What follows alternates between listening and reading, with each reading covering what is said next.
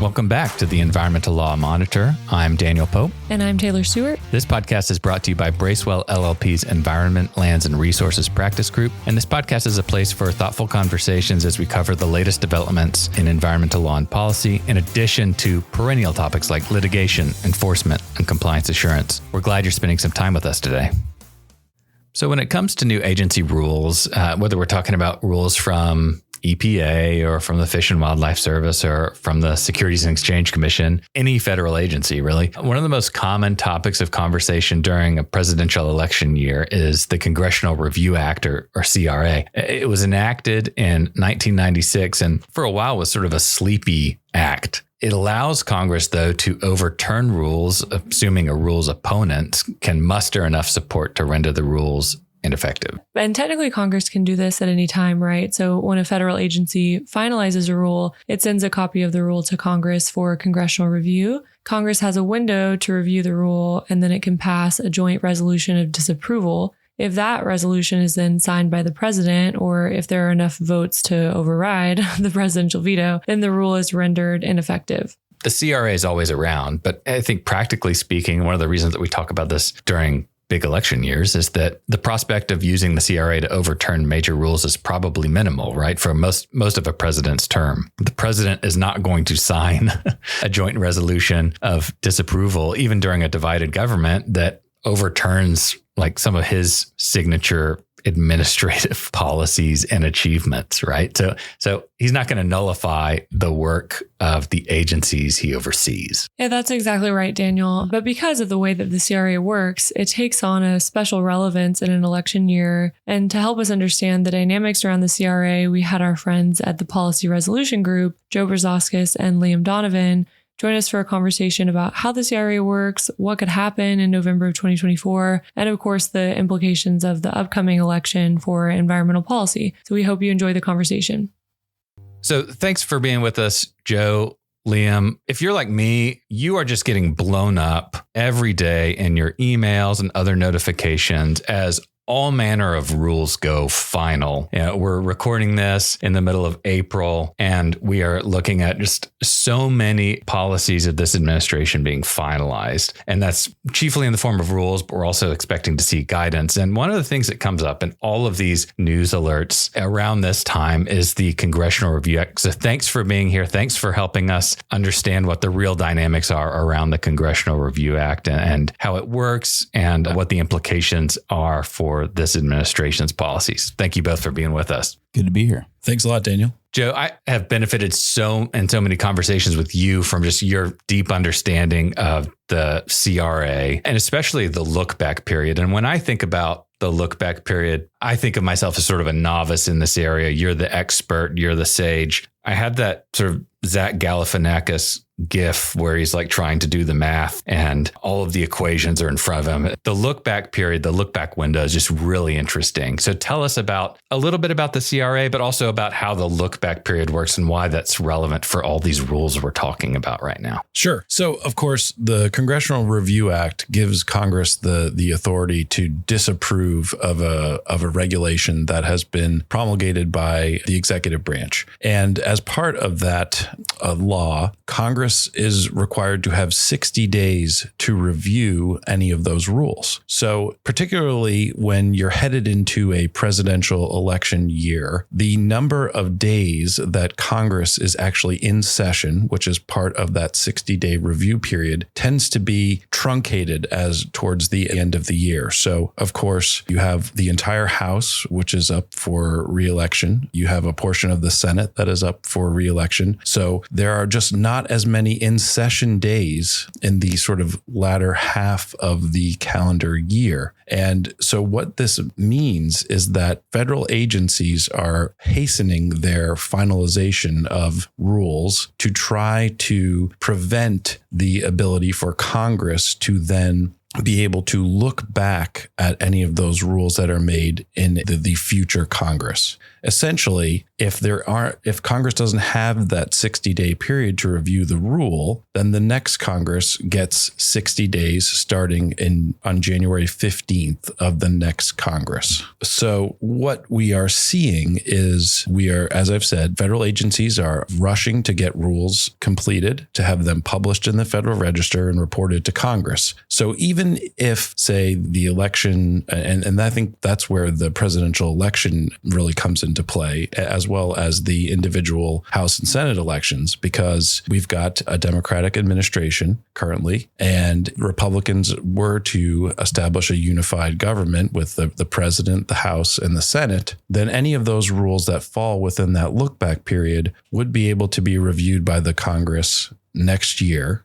And any sort of disapproval that passes both a Republican House and Senate, that disapproval would be signed into law by a theoretical Republican president, thereby disapproving the rules of the previous Biden administration. It's probably obvious, but just it's out there. The Congressional Review Act applies at all time, right? And we have this sort of heightened, intense conversation every 4 years where there is a significant number of the senators that are up for re-election, the entire House, and obviously the president, right? It's kind of this big shakeup. But the CRA, you can file a joint resolution of disapproval at any time. It's just that the executive, the president, is not going to sign a resolution of disapproval should it pass and make its way to the resolute desk against one of his own agency's rules, right? Well, Daniel, to your point, we've been doing that throughout the Congress. We've been doing it last Congress. It's the reason why this is such a powerful tool is because it's one of the few items that a Senate majority or a coalition that makes up a majority of the Senate can do around the filibuster. So we talk about reconciliation a lot as a way to get around the filibuster, but the CRA is the other tool that you have. So let's say you have 49 Republicans that want to do something and they can get Joe Manchin and John Tester or somebody like that to do it, and they have the House majority. You can get that to the president, and as a messaging device, as a political matter, you can force him to veto it. And of course, you can't overcome that veto, but as a messaging political exercise, it works. It has its own utility. But to your point, it's always something that's out there, but it's kind of going through the motions unless and until we have a change in administrations. Yeah,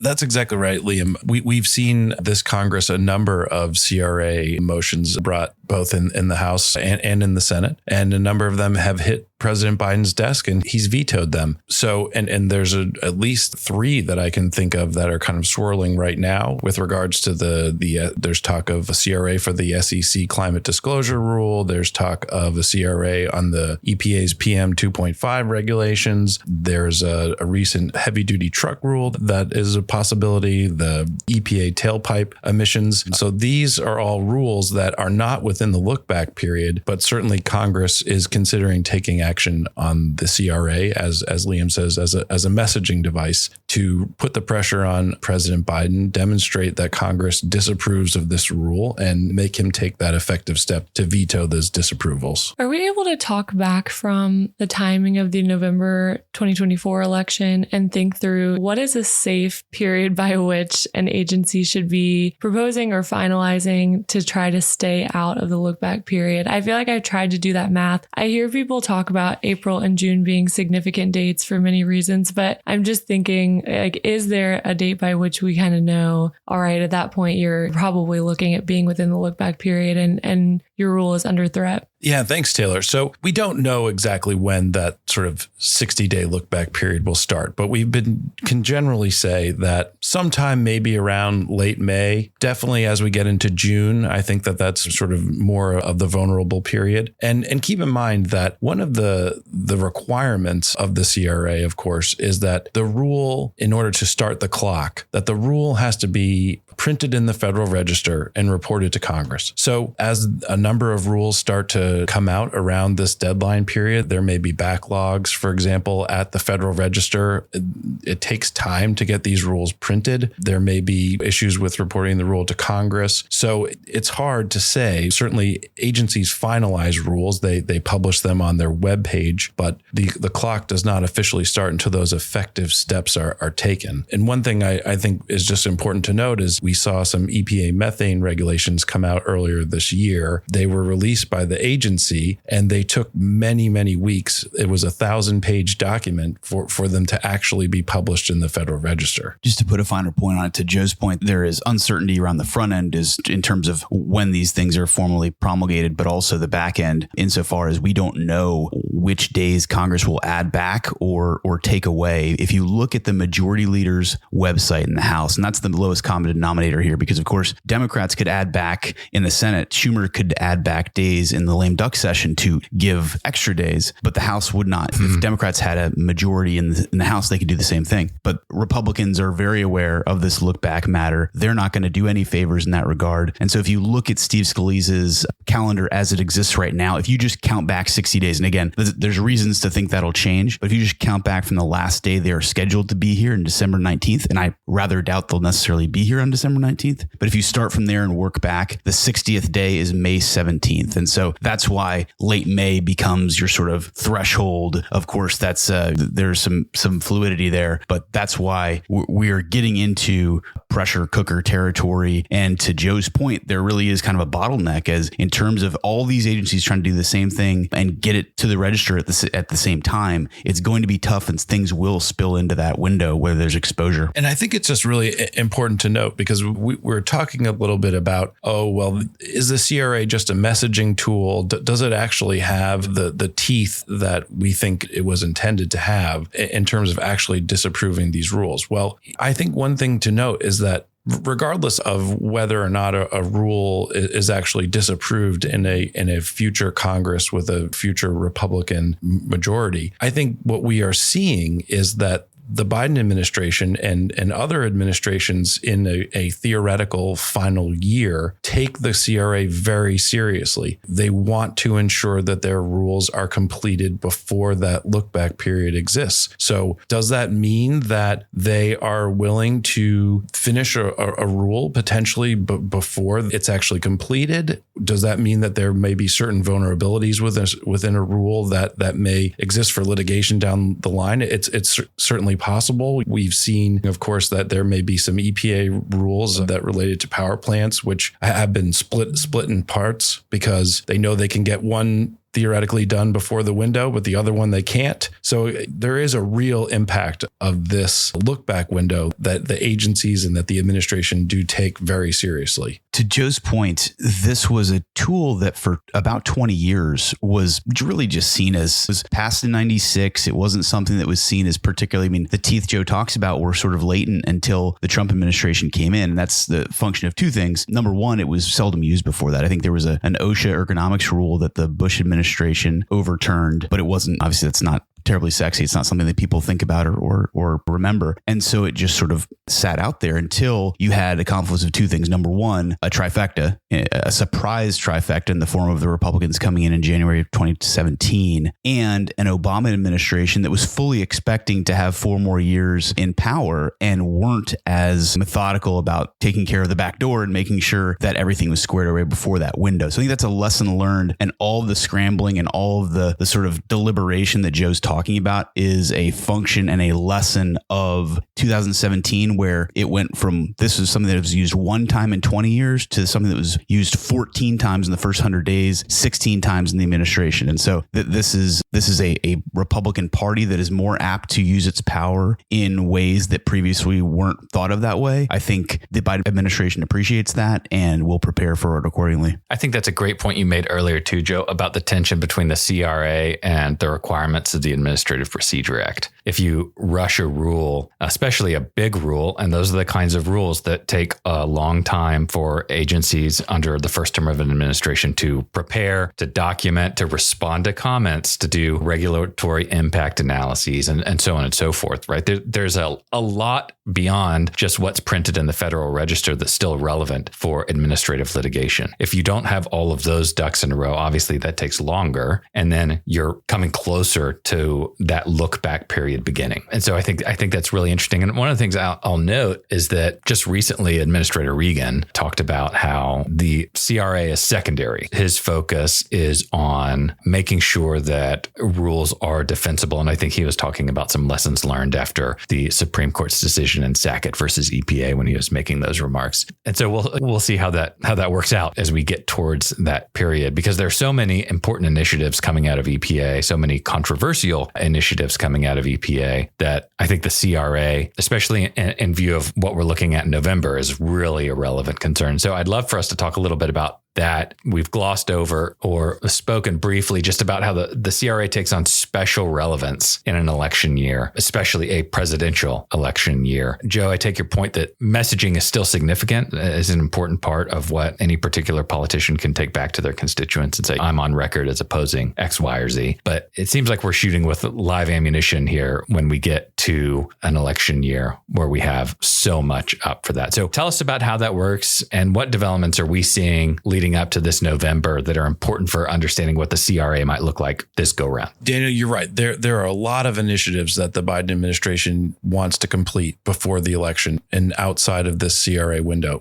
Of course, we have all those environmental initiatives, which we've spoken about at EPA. There are also a host of IRA provisions and IRA rules coming out of the Treasury, which have the Treasury has been working to try to finalize a number of rules which are related to the energy transition. And just because there are so many rules, I think we've seen the deadlines pushed out further and further. And certainly a lot of those provisions may in fact be vulnerable to the CRA. And so there is obviously, if the Biden administration wants to make sure that it gets its priorities finished and on the books before there may be a new administration in Washington, D.C. I think it's also really important to note that one of the provisions of the CRA is that if a rule is disapproved, then the federal agency cannot promulgate a substantially similar rule in the future. And this is an issue which is particularly interesting because it's one that the courts really do not want to deal with. They've sort of said, well, it's really up to Congress. And so there's sort of this notion that, and it creates an issue, of course, where Congress may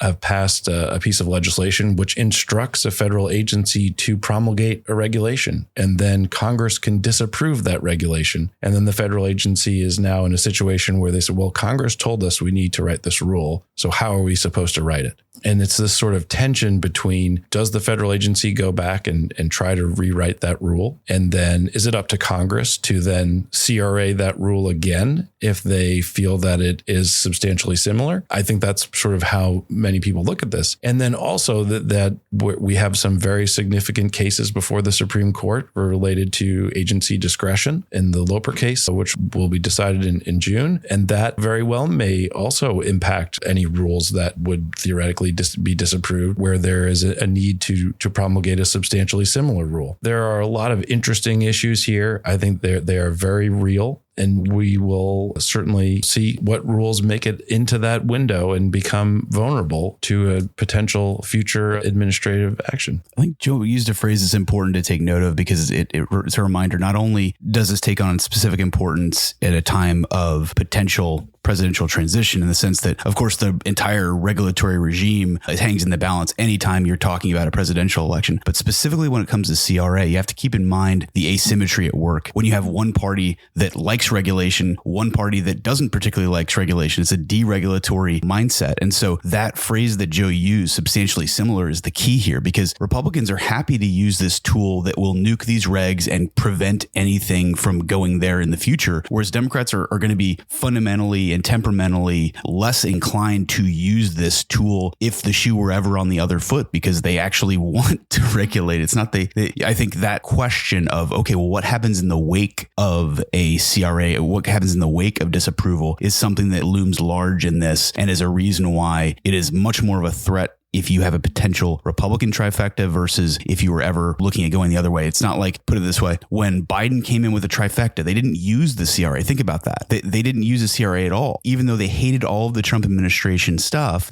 all they did was use executive action, use APA, use their tools at their disposal. So I think that's the thing I would note is it's not every time the presidency switches. It is specifically if you go from a Democratic administration to a Republican trifecta. That makes sense, Liam. And something that Joe said about the judicial review issue just has me thinking that the CRA does seem to be such a strong tool because of that substantially similar requirement, right? If the Biden administration comes in and knocks out a Trump administration rule using their executive authority, that's something that a future conservative administration could still come back and maybe try to rewrite that or do something that's similar to that. But if you knock it out with the CRA, it does seem like you're back to the drawing board, and then there is no kind of court intervention that can say this is unreasonable for the agency to do. It's really up to the agency, right, to determine whether something's substantially similar. And then if Congress finds that it isn't, it can go back around to another joint resolution of disapproval and do it all over again. I mean, it is a really interesting process, but it does seem to me to be a powerful tool to avoid something like the OSHA ergonomics rule coming back around again. If there's something that a certain unified Congress is thinking, we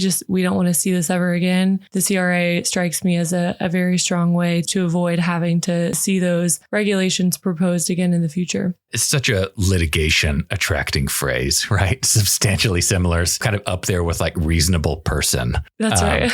And I'm just really interested to see what that litigation eventually looks like. You could imagine with the NEPA phase 2 regulations finalized at some point, maybe it happens this month, maybe it happens in a couple months, but imagine a Republican administration striking down those phase 2 regulations. Well, with those regulations emphasis on the analysis of climate issues, environmental justice issues, could a subsequent administration take those back up, prepare a sort of different architecture for considering those kinds of impacts that's different from what the CEQ is currently proposing and say, okay, well, this is not substantially similar, even though it's in the same sort of area of concern. That's certainly going to be litigated at some point. Whether that is justiciable or not, I think is for a court down the road to decide. It invites litigation, right? But Joe, is there the ability to litigate over it? Because I think I've heard you say in the past that there really isn't a lot of litigation because there's not the opportunity for judicial review under the CRA. Is that right? Yeah, that's correct. And I mean, there has been attempts at litigating this issue, and courts have they do not want to take this up. They want to avoid sort of, I think, what they would view as almost somewhat of a constitutional crisis, and that, right, and that's very specific with regards to instances where Congress says promulgate this rule and then disapproves the rule that they said that they wanted promulgated. And so it's one of these issues where I think you have to take like a very basic view of what the CRA says and sort of how sort of courts view that, which is that, and they sort of remove all the politics. They say, well, if Congress wrote the CRA and if they disapprove this rule and an agency promulgates a rule, again, that under the substantially similar scenario, then it's up to the Congress to disapprove that rule again, which sounds somewhat humorous because we know how Congress works. They don't always act in the way that maybe courts think they ought to act, but that's sort of the general thinking under this statute. So, and it is where then the politics start to come into this, is that if Republicans disapprove a rule that they don't like, but then the Republican control federal agency promulgates a rule that they do like, which some people may think is substantially similar, well, they're not going to CRA that. They'll let it sort of move forward. And then once that's outside of the review window, then it would be up to a future Democrat administration to sort of utilize the APA process to withdraw the rule and promulgate a new one. So that's kind of, I think, the scenario that we would be dealing with. Liam, as we approach November, what are we looking at? What's really in play, and what outcomes would either preserve some of the rules that we're talking about here, right? Because a CRA is not a fait accompli, right? They actually have to get the resolutions passed and signed. So what outcomes would put this administration's policies at risk? What outcomes would protect this administration policies? Maybe if President Biden isn't reelected, what are the sort of contingencies there? Yeah. So if you're thinking about your potential scenarios and what the mode outcome might be, let's say, versus sort of the things that are lower likelihood, I think perhaps the lowest likelihood is a Democratic trifecta. And that is purely a function of the Senate map. The Republicans have 49 seats right now. With the retirement of Joe Biden, that's almost a certain pickup there in West Virginia, which goes to 50, right? So because Democrats don't have much to shoot at, they could say, yeah, we have a chance in Florida or Texas on a night where Trump does anything but completely implode. Those are going to be safe seats for Republicans. So that means 50 Republican Senate seats. That plus Trump gives a majority. But that doesn't stop there, because you have two more seats, Ohio and Montana, which on any normal night is going to go to Republicans. Montana probably a 19, 20 point Trump victory. So it's very likely that you have probably a 90% chance, I'd say at this point. I mean, I struggle to put numbers on it, but to get your head right, you should probably bake in, barring something unforeseen, a Republican Senate. So without a Republican trifecta, these rules are safe from the CRA. But of course, if Trump wins and maybe you have a divided government where Trump wins, Republican Senate and a Democratic House, I'd say that's probably, people are a little too bullish on this scenario, but it's not out of the question. Let's say it's a 50-50 presidential. In those scenarios, maybe 20% of the time or something, if Trump wins, you might have a Democratic House. That would be enough to probably save you from a CRA situation. But of course, with Trump in power, he'd be able to revisit some of these regs, but have to go through APA process. He would take the administration's just direct executive actions, roll them back, or put in place his own policies. It is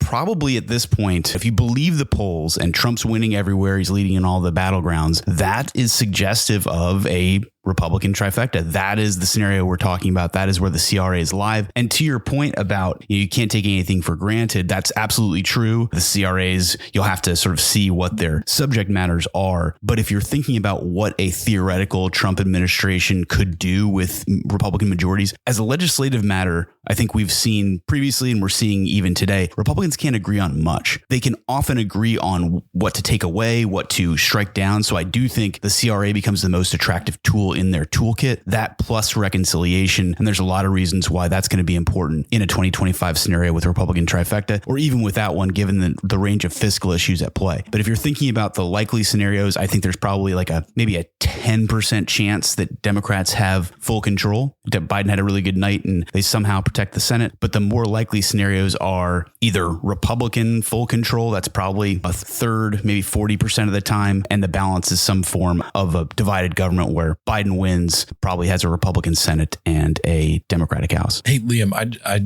want to just ask you a question here, because we are seeing a lot of reporting about the dysfunction of the House, about how their actions by Republicans are just putting themselves in the situation where they will be in the minority next Congress. But I think what you are saying is that if Donald Trump has a good night, the chances that the Democrats take control of the House is very low. Is that right? That's correct, Joe. I mean, it's not to say that it can't happen, but I think you need to keep in mind these things aren't happening on different planets. And this is one of the errors that people made in trying to handicap in 2020. People tried to compartmentalize what was happening in the presidency versus what was going to happen in the House. People predicted, well, it's going to be a really close presidential race, but also Democrats are going to pick up 50 seats in the House. That's not how it works. And so if we believe the polls and we believe that Trump is either favored or a 50-50 proposition, you shouldn't be measuring the drapes for a Hakeem Jeffries speakership. That's not how it works. While the edge cases would be, okay, Trump has a good enough night to win, but Democrats do so well in New York and California that they can somehow cobble together 218 seats. But the reality is Trump is going to do pretty well on Long Island on a night where he wins nationally. And even in 2022, if you're thinking about where the red wave did materialize, it was places like that. So I don't think you can divorce what happens in the presidency from the House. It's a non-zero chance, and it would be very strange to see that happen historically. It's more likely than we would otherwise think of it, but it's certainly in that sort of low likelihood scenario, kind of along the lines of a Democratic trifecta. Liam, you were talking earlier about how the CRA may be an attractive tool for Republican trifecta to go after some of this current administration's policies that are in that look back window. And for both of you, really, I have a question about how much margin do you think is necessary? Because we've seen over the past few years, as both chambers of Congress are so narrow, like we have such narrow majorities, that the movement of one or a handful of people can really change what that chamber is able to do. So in 2024, if say the House turns red again, will there need to be a sufficient margin for something like the CRA? Or is that such an easy thing to pull off that it won't be difficult to whip up the right number of votes to get the resolution of disapproval passed? So here's how I would answer that. I think the reason why it's easier than most things or would be simpler than the sorts of exercises you're watching play out in real time on a daily basis in the House floor. If we turn on C-SPAN right now, they're probably falling all over themselves. But if you think back to, let's say, the efforts around the Affordable Care Act in 2017, again, with the Trump administration coming in with these majorities, the problem there wasn't the repeal part. They got repeal part down. It was the replace, right? And so the beauty of the CRA is it's really easy to unify Republicans around what they don't like. It's much harder to come up with a consensus of what they like. And going back to the substantially similar stuff, that is a unifying factor. Biden bad, vote for this. That is something they can get on board with. And so I think that's what makes it much more simple. But it does go to that question more broadly of, okay, where are the spaces? I mean, there's so much regulatory action in this administration. We'll see what slips into the look back period. But I do think it does inform where it might be ripest for the administration or for Republicans and an incoming majority to focus. I think all things will be difficult to marshal consensus on these things, especially with what will be relatively small margins. But it's significantly easier than anything else you can imagine them doing through legislative means. And the other thing is, part of the problem that Speaker Johnson is dealing with on a daily basis, and it's literally coming up this week, it's coming up next week, the idea of having to pass a rule, the procedural predecessor for actually putting something on the floor, because this is a privileged resolution, they don't need to do that. So there's a layer of procedure that goes away and makes everything a lot easier because you can just kind of put it on the floor in a way that you can't do with legislation. Yeah, Liam, completely agree on that front. And I think also it will be critical to see what kinds of rules we're talking about as well. I think we have seen pretty unified Republican caucus when it comes to a lot of these environmental regulations, and that's an area where they tend to coalesce around, and what they sort of view as the overreach of the administration, and whether it's taking away consumer choice with regards to what types of vehicles people drive, or it's the type of analyses that the agency was involved in doing and promulgating the rule. So I think we will see pretty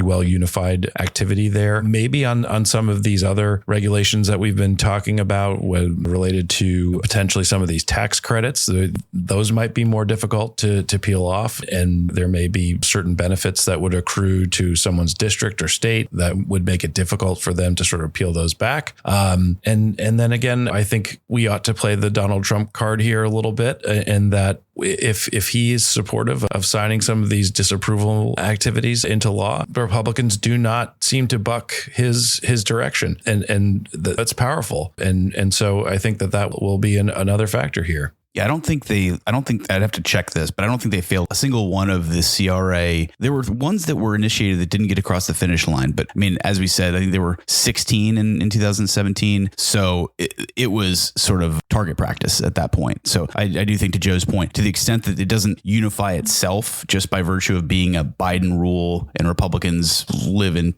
opposition to that, I do think Trump cracking the whip is certainly what could get him over the finish line. This has been, I'm sure, really helpful for our listeners. I know it's really helpful for me and Daniel to get some of this information and insight from you guys. And we, of course, have clients that have particular concerns about regulations and how they're going to pan out and what their finalization looks like, whether maybe they would be in the look back period. Is that something that you guys get asked about a lot? Can you take a look at particular regulations and kind of assess in the future how they're going to pan out depending on political results in November? Yeah, well, thanks for that, Taylor. I think this is a really unique area where you have sort of the confluence of regulations, law, politics, and they all come into play here with regards to the Congressional Review Act. So we are regularly advising clients on issues related to the CRA and trying to sort of crystal ball out what could happen under different sort of political scenarios. But also, I think looking at things as well as to sort of, well, what is the agency thinking on the regulatory side? How quickly are they going to get these rules out? Which ones are going to be prioritized above others? And I think we're all sort of constantly looking looking at the OMB webpage to kind of see what the status of a particular rule is and whether or not it will take the full 90-day review over at OIRA, and then what does that mean? And certainly we've also seen that too as agencies make decisions to either, as I said, sort of split apart rules or either remove sections of major rulemakings and to try to get these rules completed in a timely fashion. So always really interesting questions on this and really interesting sort of thought exercise that I think really plays into our wheelhouse here with the sort of the confluence of issues. Yeah, I think to Joe's point, we had a great discussion here, but it raises as many questions as it answers because there are a lot of complex sort of secondary questions that stem from this, not least some issues where we don't have a lot of precedent, especially we sort of glossed over that question of what happens with the IRA tax title, but we've never seen the CRA used on tax regulations. Could it happen? Sure. But you have to think about all the political dynamics, the policy dynamics, the regulatory dynamics, everything coming to bear. And I think to Joe's point, at the Policy Resolution Group, we try to do all those things. And that's really great working with our environmental group and throughout the firm to help clients on these issues. Well, Joe, Liam, it's always a treat to have you here at the Environmental Law Monitor. Thanks so much. And for our listeners, if you've got questions about the CRA and what's happening this November and implications for not just environmental policy, but any kind of policy, I think you know who to reach out to now. So do that. And if you're new to the podcast, do subscribe. We don't want you to miss any of the great content we've got coming out around all of these rules, around Supreme Court cases, and what's going to be going on in 2024. It's going to be a big year. So thanks for tuning in, and we'll talk to you soon.